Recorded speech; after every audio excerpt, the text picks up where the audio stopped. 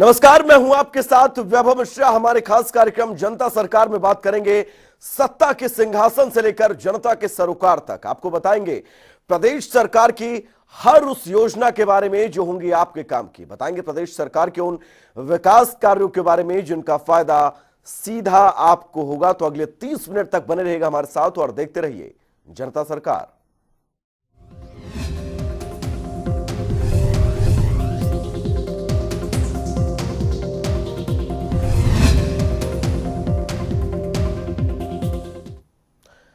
मंगलवार को हरियाणा के राज्यपाल बंडारू दत्तात्रेय ने रेवाड़ी के मीरपुर स्थित इंदिरा गांधी विश्वविद्यालय में आजादी के अमृत महोत्सव का शुभारंभ किया। उस मौके पर राज्यपाल का जोरदार स्वागत किया गया, साथ ही स्मृति चिन्ह भेंट कर उन्हें सम्मानित किया गया। राज्यपाल दत्तात्रेय ने विश्वविद्यालय के मेधावी विद्यार्थियों को सम्मानित किया। वहीं पूर्व प्रधानमंत्री अटल बिहारी वाजपेयी और नेताजी सुभाष चंद्र बोस की प्रतिमा का भी अनावरण किया गया। इस दौरान विश्वविद्यालय परिसर में पौधरोपण किया और जल घर की आधारशिला रखी। साथ ही कई कार्यक्रमों में शिरकत की, जिसके बाद उन्होंने शिक्षकों और विद्यार्थियों को संबोधित किया। राज्यपाल बंडारू दत्तात्रेय ने शिक्षाविदों से विद्यार्थियों को शिक्षा देने के साथ साथ शिक्षाविदों से स्थानीय आवश्यकताओं के अनुसार कौशल विकास पर बल देने की अपील की। उन्होंने कहा कि मुझे पूरा विश्वास है जिस भी युवा के पास कौशल और निपुणता हो उसके पास रोजगार के भरपूर अवसर रहेंगे। राज्यपाल ने कहा कि विद्यार्थी इस परिसर से शिक्षा प्राप्त कर अपने आगामी जीवन में प्रवेश करेंगे। शिक्षा का उद्देश्य नौकरी हासिल करना नहीं, बल्कि अपने कौशल से नए आइडिया पर काम करते हुए क्षेत्र और देश के विकास में योगदान देना चाहिए। उन्होंने कहा कि प्रधानमंत्री नरेंद्र मोदी ने इसी उद्देश्य को लेकर startup India, make in India और स्किल इंडिया जैसे कार्यक्रमों का आरंभ किया। हरियाणा सरकार ने भी नई शिक्षा नीति को लेकर सराहनीय काम किए हैं। इंदिरा गांधी विश्वविद्यालय में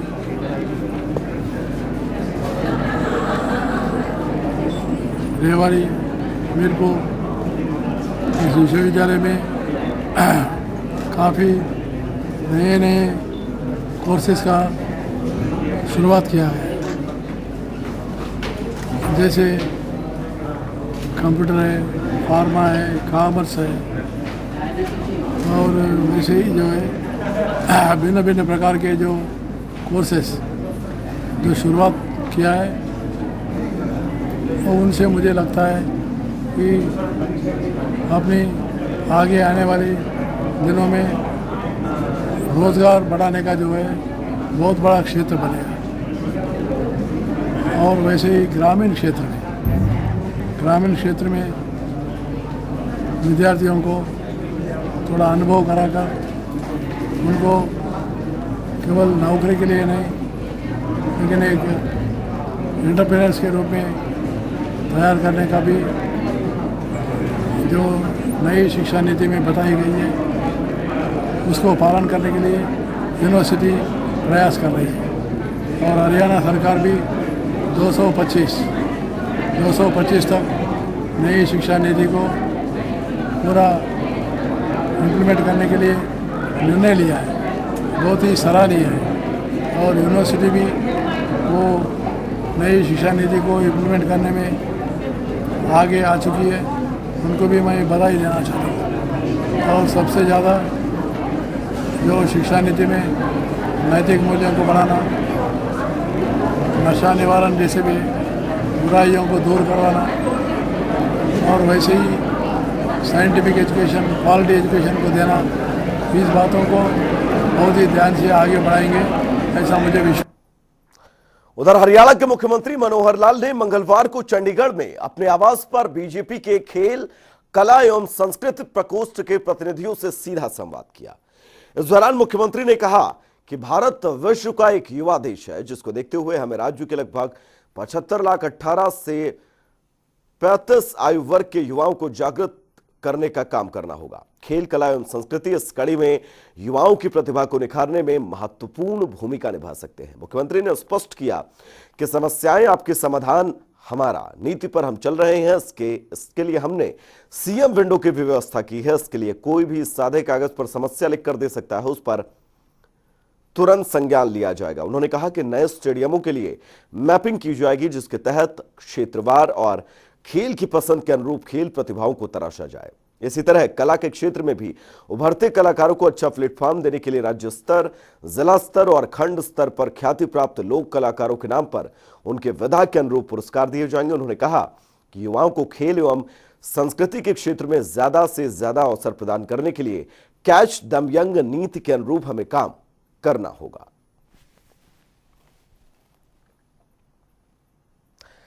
हरियाणा के स्वास्थ्य मंत्री अनिल विज ने मंगलवार को चंडीगढ़ में स्वस्थ हरियाणा मोबाइल ऐप लॉन्च किया, जो गूगल प्ले स्टोर पर भी उपलब्ध है।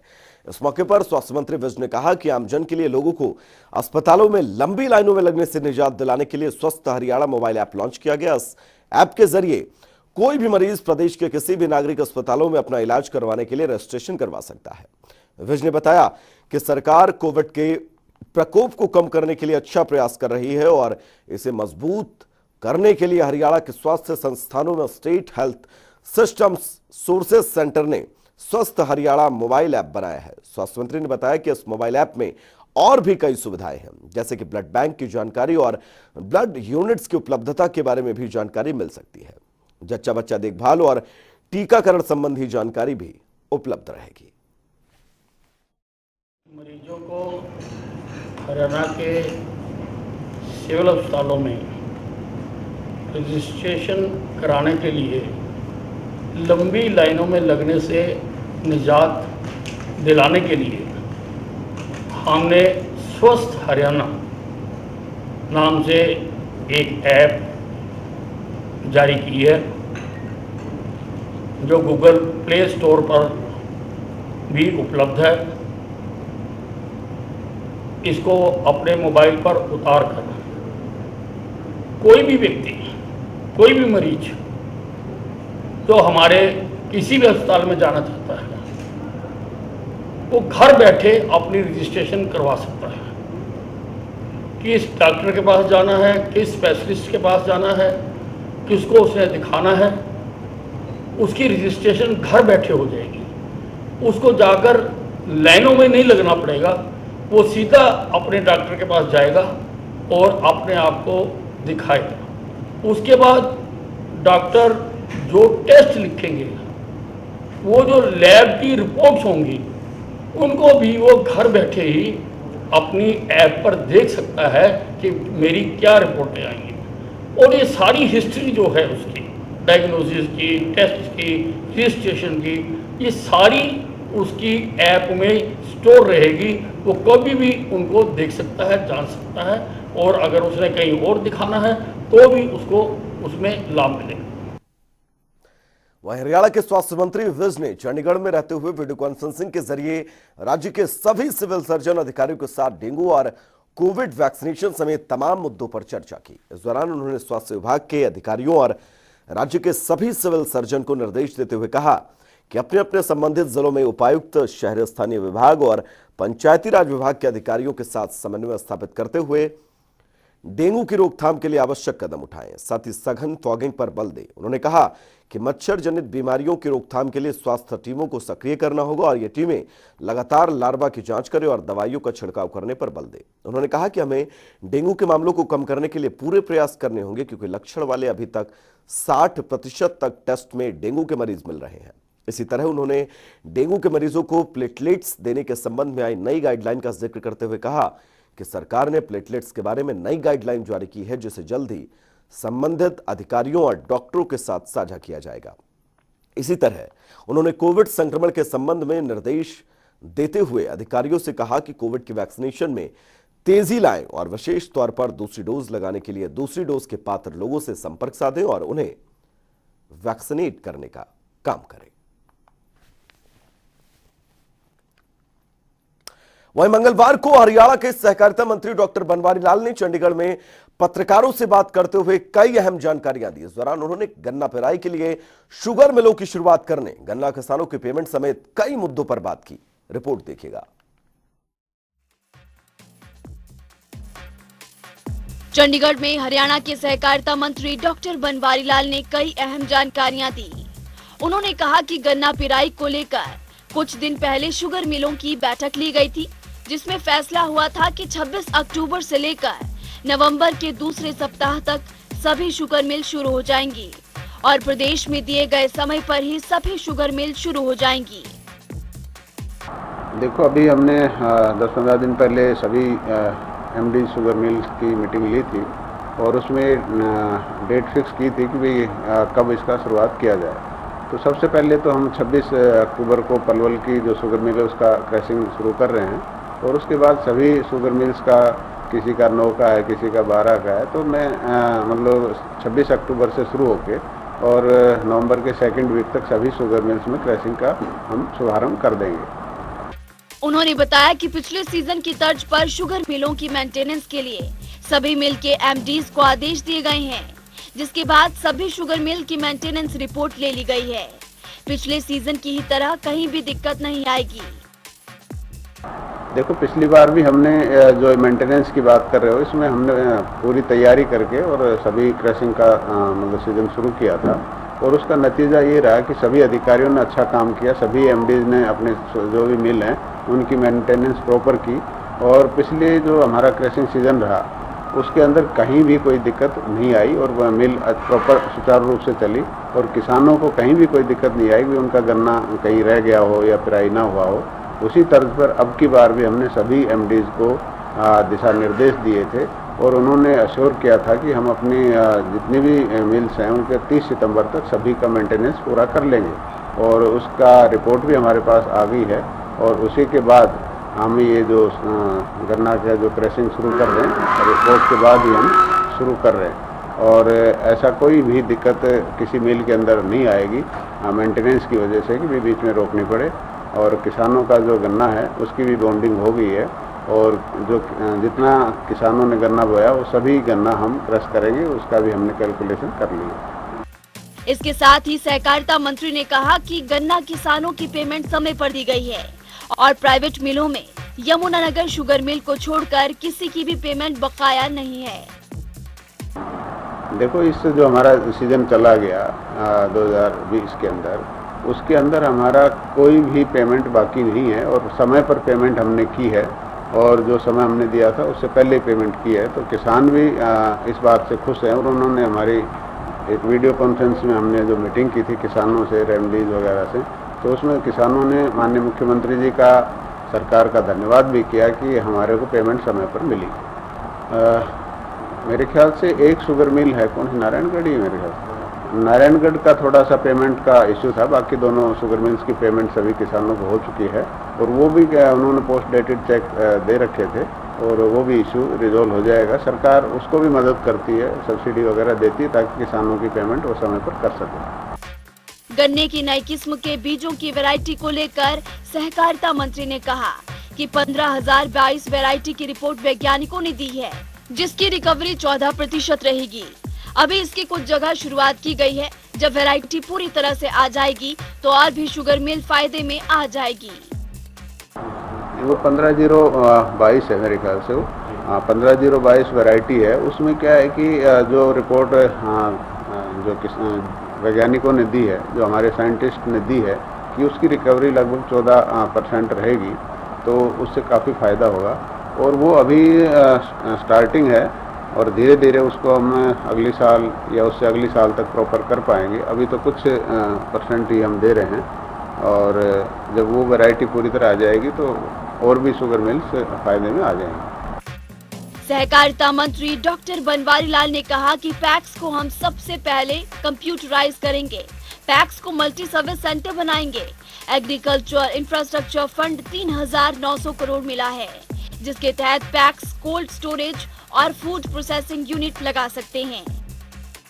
देखो, सहकारिता विभाग एक ऐसा विभाग है जिससे जो देश के प्रधानमंत्री माननीय नरेंद्र भाई मोदी जी जो आत्मनिर्भर की जो बात करते हैं वो कॉर्पोरेशन विभाग से ही हम प्राप्त कर सकते हैं। और माननीय अमित शाह जी को जब ये विभाग दिया है तो इसमें और भी थोड़ा सा तेज़ी आई है और हमारे मुख्यमंत्री जी भी काफ़ी चिंतित रहते हैं कि जो भी हमारी शुगर मिल्स हैं इनको किस तरह से भाई जो किसानों की पेमेंट प्रॉपर हो, इनके घाटे कम किया जाएं। तो इन चीज़ों पर हम सब लगे हुए हैं और जो भी हमारी पैक्स हैं, पैक्स के अंदर सबसे पहले हम कंप्यूटराइजेशन करेंगे और उस पर कार्रवाई चल रही है और जल्दी ही ये सारी पैक्स हमारी कंप्यूटराइज हो जाएंगी। उसके बाद पैक्स को हम ज़्यादा जैसे मल्टी सर्विस सेंटर बनाएंगे। उसके लिए जो एग्रीकल्चर इंफ्रास्ट्रक्चर फंड है उसमें हमारे को 3900 करोड़ रुपए का जो बजट मिला है, तो उसके तहत हम पैक्स को मल्टी सर्विस सेंटर बनाएंगे ताकि ये पैक्स से ही अपना गोडाउन बना सकते हैं, कोल्ड स्टोरेज बना सकते हैं, कोई फूड प्रोसेसिंग यूनिट लगा सकते हैं। ये सब चीज़ें पैक्स उसमें करेंगे। इसके साथ ही सहकारिता मंत्री ने कहा कि हरियाणा में सरकार ने बाजरे पर 600 रुपए प्रति क्विंटल के हिसाब से भावांतर दिया है और सरकार चाहती है कि मंडियों में बाजरे का भाव ना गिरे। इसके लिए 20% बाजरा सरकार खरीदेगी।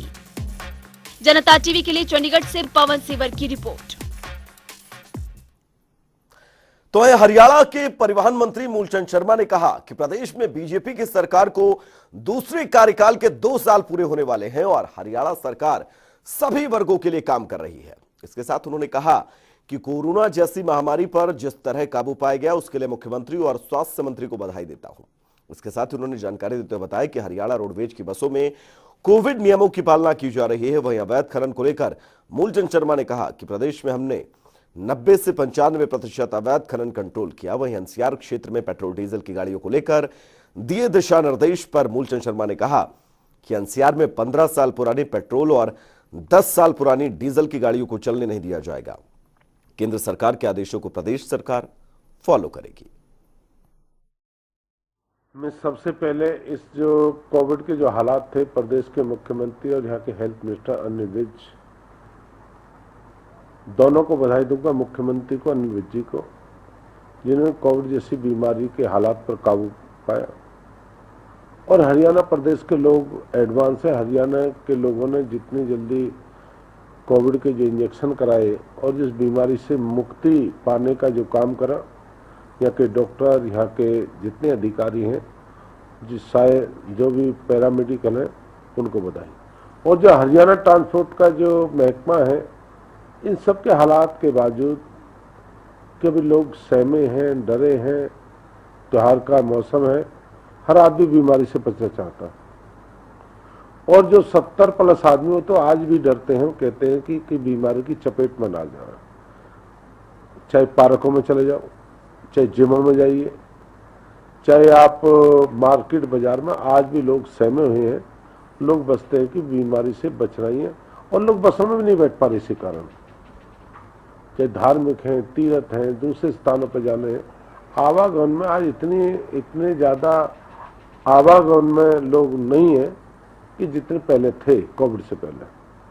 तो ट्रांसपोर्ट की जब बात है, ट्रांसपोर्ट में आम आदमी डर रहा है कि बीमारी न लग जाए। और फिर भी रोडवे, हरियाणा रोडवे ने पूरी जो कोविड की जो गाइडलाइंस थी उसकी पालना करी। ये हरियाणा प्रदेश है, यहाँ अवैध खनन की ज़्यादा बात करते हैं, वैध की कम करते हैं। जब हरियाणा में 400 करोड़ 300 करोड़ रेवेन्यू आता था 81 को, जब भी वही बात थी। आज 1023 करोड़ रुपए आता है, 900 करोड़ रुपए रेवेन्यू कलेक्शन, आज भी बात करते हैं। जहां जो लोग अवैध खनन की बात करते हैं, उन लोगों से मैंने बार बार आपके चैनल के माध्यम से, मीडिया से कहा वो बताएं। जहां भी अवैध खनन उसके खिलाफ हम कार्रवाई करेंगे। या तो प्रशासन कार्रवाई नहीं करता, तब कहें प्रशासन कार्रवाई नहीं कर रहा, या ये कहें कि रेवेन्यू की कलेक्शन की कमी है, रेवेन्यू नहीं दे रहे।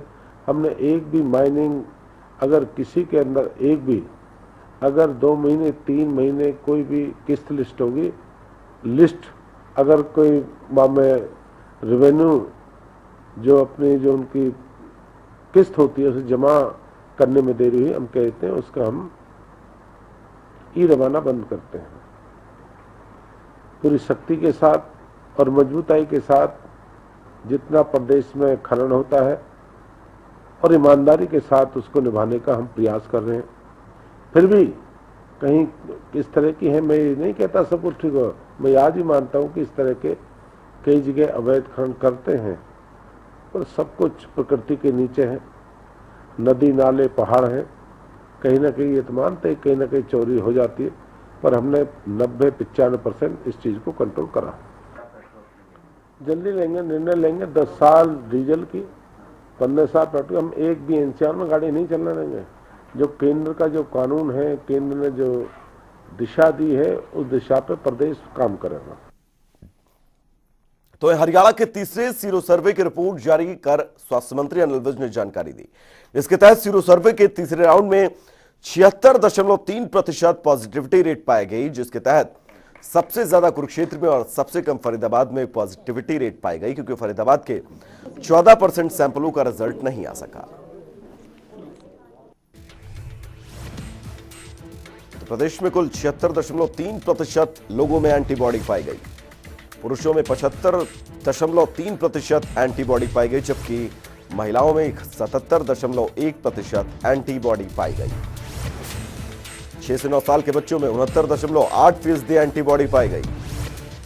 10 से 17 साल के बच्चों में 73.2% एंटीबॉडी पाई गई। वैक्सीनेटेड लोगों में मिली 81.6% एंटीबॉडी। नॉन वैक्सीनेटेड लोगों में 75.5% एंटीबॉडी। कुरुक्षेत्र में सबसे ज्यादा एंटीबॉडी पाई गई। फरीदाबाद में सबसे कम एंटीबॉडी पाई गई। फरीदाबाद में दोबारा सीरो सर्वे करवाया जाएगा। तो पतला और आसपास के इलाकों में बरसात की वजह से धान की फसल खराब हो चुकी है, जिससे किसानों को भारी नुकसान हुआ है। पतला विधायक और हरियाणा स्टेट वेयरहाउसिंग कॉरपोरेशन के चेयरमैन नैनपाल रावत ने क्षेत्र के कई गांवों का दौरा कर खेतों का जायजा लिया। जहां विधायक नैनपाल रावत ने कहा कि किसानों की फसलों का नुकसान करने की भरपाई सरकार की जिम्मेदारी है।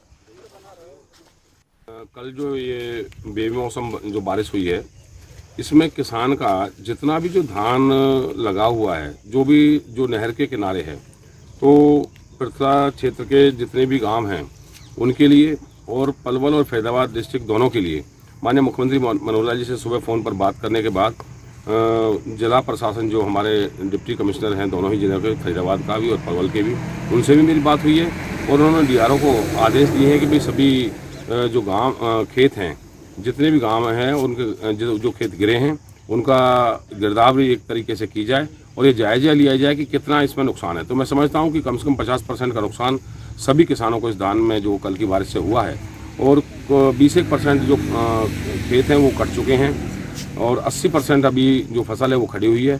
तो मैं समझता हूँ इस बारिश से बहुत भारी नुकसान हुआ है और मेरी कोशिश रहेगी माननीय मुख्यमंत्री मनोहर लाल जी से और सरकार के माध्यम से कि मैं इसको किसी तरह से जो भी मुआवजा है जो किसान को नुकसान हुआ है वो किसी न किसी तरह से उसकी पूर्ति की जाए।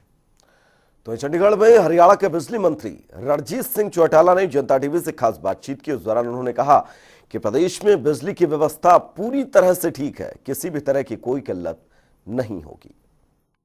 कोयले की किल्लत का मुद्दा गरमाया हुआ है, लेकिन हरियाणा में क्या स्थिति है कोयले की और क्या कोई बिजली का संकट हरियाणा के लोगों को देखना पड़ सकता है, इस मुद्दे पर बातचीत करने के लिए मेरे साथ हरियाणा के बिजली मंत्री चौधरी रणजीत सिंह चौटाला हैं। सर, बिजली की जो कमी का और किल्लत का मुद्दा चर्चा में है, ये कहा जा रहा है कि कोयले की कमी है और कोयले की सप्लाई पीछे से रुकी हुई है। हरियाणा में क्या स्थिति है सर? टीवी पे देख रहे हैं कि कोई कोयले का शोर है, महाराष्ट्र का देखते हैं काफ़ी ज़्यादा ये सुनते हैं, पर हमारे यहाँ कोई इशू नहीं है। जब मई जून का एकदम पीक सीज़न था, पूरी गर्मी पड़ रही थी, इंडस्ट्री चल रही थी, तब हमारी मैक्सिमम कंजप्शन 12,100 मेगावाट थी, तब भी कहीं कोई प्रॉब्लम नहीं आई। आज तो हम बहुत कंफर्टेबली, हम पे तो 6,500 मेगावाट आज भी इन हैंड सरप्लस है। जहाँ तक कोल्ड की बात कर रहे हैं, थर्मल की बात कर रहे हैं, हमारे जितने थर्मल हैं सब में कोयला हम पे अवेलेबल है। हमें अगली सिचुएशन मीट आउट करने के लिए अगला हमारा 4-5 दिन में रैक आ जाएंगे, जब वो आ जाएंगे तो कोई इशू है नहीं, इतने तक हम पे कोयला है। अभी हमारे पानीपत थर्मल की 2 यूनिट चल रही है, आपका यमुनानगर हिसार की 1 यूनिट चल रही है, और वहाँ का जो जज्जर है जो सेंट्रल गवर्नमेंट से हमारा एडिड प्रोजेक्ट है उसमें हमारे दोनों वो चल रहे हैं, दोनों में वो यूनिट चल रहे हैं। तो हमारे पास कोई ये इशू है ही नहीं कि कहीं थर्मल में दिक्कत आ जाएगी, कहीं पावर की दिक्कत आएगी। कल जो आएगा उसमें और कम होती जाएगी, क्योंकि अब ना तो दिन में एसी चलते और ना ही जो पावर का जो पहले दिन रात एसी चलते थे वो बहुत कम हो गए। तो इस करके पावर का मामला हमारे कम ही रहेगा, कम कंजम्पशन है। हमें कोई दिक्कत नहीं है। ये सर आगे दिवाली और ये तमाम त्योहार आ रहे हैं, त्योहार में जो है वो कुछ लाइट की डिमांड बढ़ने की उम्मीद है, हालांकि उतनी नहीं रहेगी जितनी पीछे गर्मी के सीजन में जो वो डिमांड थी, लेकिन इन सब इंतजाम है इसके बीच में आपके पास पूरी पर्याप्त बिजली हरियाणा के लोगों को उपलब्ध रहेगी? पिछली बार भी लोगों ने कहा था कि बिल्कुल ब्लैक दिवाली जाएगी, पावर नहीं रहेगी, हमारे पास पूरी पावर थी। और अब भी मैं आपसे बताऊं, लोग कितना ही जश्न मनाएं, परमात्मा करे कि देश में सब कुछ ठीक रहे, हमारे पास बिजली की कोई कमी नहीं रहेगी। कितनी ही चाहे दिवाली आए, कोई भी त्यौहार आए, कोई पावर की तरफ से कोई कमी नहीं रहेगी। सर अडानी के साथ जो पावर का एग्रीमेंट है उसमें क्या अभी क्या स्थिति क्या है सर? हम कितनी बिजली ले रहे हैं और वो जो उस एग्रीमेंट की क्या स्थिति है आज? कल से इस बात का चर्चा है, उनसे हमारा कोई 1424 मेगावाट का एग्रीमेंट था। उसमें उन्होंने कल टेक्निकल रीजन से कहा कि हम पावर नहीं दे सकेंगे, हम कुछ दिन बाद आपको उड़ीसा से दे देंगे। पर हमें अभी इस बात से हम डिस्टर्ब नहीं है, लंबा एग्रीमेंट है, पहले से ही है, वो चलता रहेगा। अभी कोई टेक्निकल क्या कारण हो सकता है वो हमें बताएंगे, उन्होंने कल जो रीज़न दिया वो यही है। पर वो अगर ये समझो कि मान लिया सस्पेंड भी हो जाए कुछ दिन के लिए, तो भी हम पे 6,500, तो 1400 मेगावाट की बात है। उस बात से कोई हमारी सप्लाई पे, इस पे कोई हमारी डिस्कॉम पे कोई फ़र्क नहीं पड़ेगा। एक है वो उनसे हमारा चलता रहे, कभी कनेक्शन मिल जाते हैं, कभी पावर ज़्यादा मिल जाती है, कभी कम। ये तो एक पार्ट ऑफ एग्रीमेंट है। हरियाणा में सर बिजली विभाग में पिछले 2 साल में गठबंधन सरकार में जो कामकाज किए हैं, आपके नेतृत्व में बिजली विभाग आपके पास है, क्या आप कितने गांव सर जगमग योजना के तहत 24 घंटे गांव में बिजली मिल रही है? आप संतुष्ट हैं कि आप जिस मकसद के साथ इस महकमे में लगे उसमें आप आगे बढ़ रहे हैं? 7500 में अभी हम आप ना टोटल 6800 गाँव में, अब तक 5400 गाँव में हम 24 घंटे बिजली दे रहे हैं, जो जगमग योजना में कवर्ड है। और वहाँ कोई इश्यू नहीं है। जहाँ कहीं है वो ये है कि जहाँ लोग बिल नहीं भरे उस जगह हम 16 घंटे 12 घंटे बिजली दे रहे हैं, तो इस बात का कोई फ़र्क नहीं पड़ेगा। हम तो चाह रहे हैं कि 1 साल बाद तकरीबन, मेरा अपना अंदाजा है, जैसे हम बिजली पंचायत कर रहे हैं, अब तो ये कोविड करके थोड़ा सा मामला हमारा रुक गया, और मैं समझता हूँ कि अगले 6-8 महीने में हम सभी जगह पूरे गाँव ही कवर कर लेंगे। तो हमारे खास कार्यक्रम में फिलहाल के लिए इतना ही। एक छोटे से ब्रेक के लिए रुकेंगे, कहीं जाइएगा नहीं, बहुत जल्द वापस लौटेंगे।